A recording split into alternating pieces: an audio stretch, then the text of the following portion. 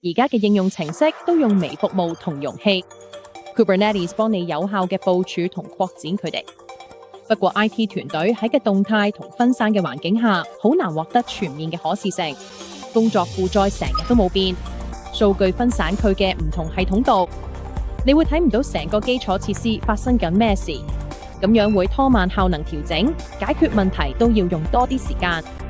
呢個時候就有 Manage Engine Site 24/7 出場，佢用全面嘅 Kubernetes 可觀察性幫你解決晒呢啲難題。佢會自動發現重集、節點、pod、container 同部署，唔使你手動設定。你可以即時用 dashboard 攞住 CPU、記憶體、硬碟同網絡用量，可以主動排查問題，未惡化之前就搞掂，決策都快啲。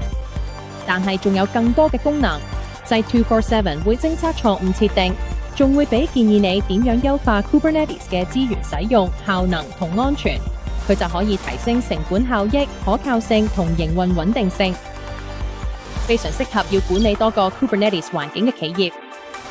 Site 24/7專為可擴展性而設，支援多租戶環境，啱晒 MSP 同大型團隊用。有 AI 驅動嘅異常偵測、預測功能，仲有彈性收費。你哋雲原生應用表現會無縫又高效咁被追蹤住。